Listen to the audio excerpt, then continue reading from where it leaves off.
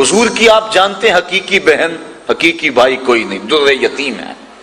سینہ صدف میں اکیلا پرورش پانے والا موتی در یتیم کہلاتا ہے، تو بطن آمنہ کے اندر حضور علیہ السلام اکیلے پرورش پائے اور اللہ کے محبوب علیہ السلام کو در یتیم کہا جاتا ہے۔ لیکن جب حضور حضرت حلیمہ سعدیہ سلام اللہ علیہا کے گھر دودھ پینے کے لیے کچھ عرصے کے لیے گئے تو حضرت حلیمہ سعدیہ کی ایک بیٹی تھی جن کا نام شیمہ یا شیمہ مختلف کتب سیر میں موجود ہے، وہ حضور کو اپنی گود میں اٹھا کر قبیلہ بنو سعد کے کھلے میدان میں آ جایا کرتی تھی۔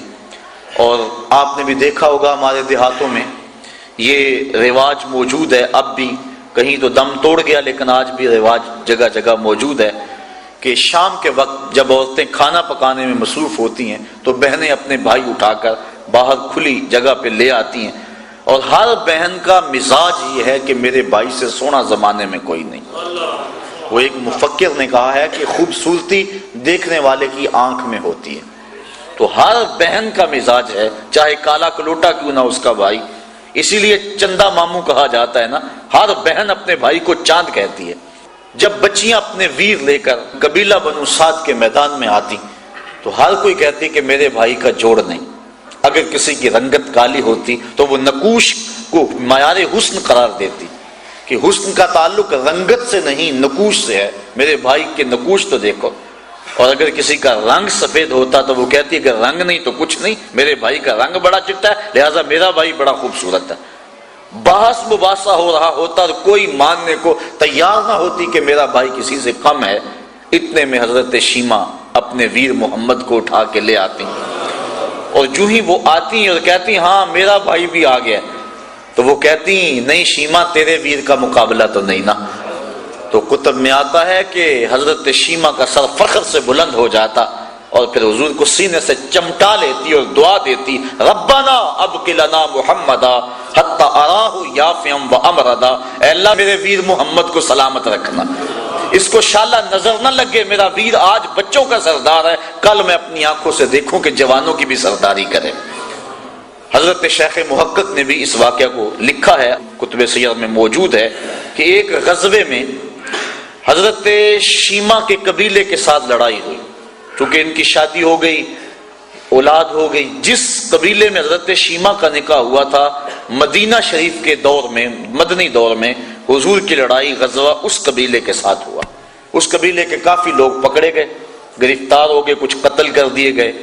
گرفتار شدگان کو چھڑانے کے لیے عرب کے رواج کے مطابق وہ فدیے کی رقم اکٹھی کر رہے تھے کہ چلتے چلتے حضرت شیمہ کے گھر آئے، انہوں نے پوچھا یہ رقم تم کیوں اکٹھی کر رہے ہو، یہ فنڈ کس لیے اکٹھا کیا جا رہا ہے؟ انہوں نے بتایا کہ ایک شخص سے ہماری لڑائی ہوئی ہے جو ادعائے نبوت رکھتا ہے، مدینے میں اس کا بسیرا ہے، اتنے ہمارے بندے پکڑے گئے ہیں، ان کو چھڑانا ہے۔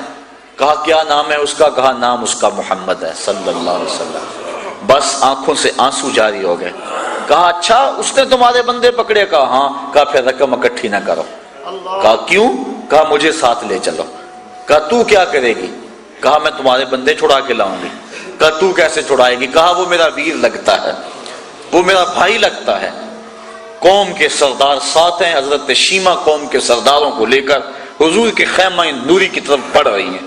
یہ وہ وقت تھا جب ادب کی آیتیں اتر چکی ہیں، صحابہ ننگی تلواروں سے پہرا دے رہے ہیں۔ حضرت شیمہ اپنی قوم کے سرداروں کو لے کر اس خیال میں کہ میں اپنے بھائی کے پاس جا رہی ہوں بڑی تیزی سے آگے بڑھنا چاہا، لیکن پہرے داروں نے راستہ روک لیا، تلوار سونت دی۔ رک جائے دیہاتی عورت، جانتی نہیں آگے کوچہ رسول ہے، آگے تو بغیر اذن کے جبریل بھی نہیں جا سکتے، تم کون ہو؟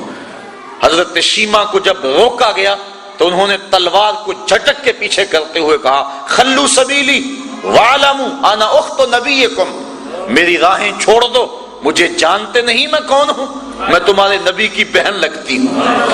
بس یہ جملے سننے کی دیر تھی کہ تلواریں خم ہو گئیں، آنکھوں پر پلکیں آ گئیں اور صحابہ نے نظریں نیچی کر لیں۔ حضور علیہ السلام کی ہمشیرہ حضور کے خیمہ نوری میں داخل ہوئی۔ آقا کریم نے جب دیکھا تو اٹھ کے استقبال کیا اور پوچھا بہن کدھر آئی ہو؟ عرض کی حضور آپ کے بندوں نے ہمارے لوگ پکڑ لیے ہیں، چھڑانے آئی ہوں۔ آقا فرمایا بہن تو نے زحمت کیوں گوارا کی، تو پیغام بھیج دیتی میں سارے چھوڑ دیتا۔ پھر حضور نے کچھ گھوڑے، چند جوڑے اور بہت سارا ساز و سامان دیا۔ جب بھائیوں کے دروازے پر بہن آئے تو بھائی خالی تو نہیں موڑا کرتے. اور پھر حضور رخصت کرنے کے لیے خود خیمہ پاک سے باہر آئے. صحابہ کی جماعت منتظر تھی. فرمایا صحابہ جب میں قیدی چھوڑا کرتا ہوں تم سے مشاورت کیا کرتا ہوں, آج پہلا موقع ہے میں نے مشورہ بھی نہیں کیا اور قیدی بھی چھوڑ دیے.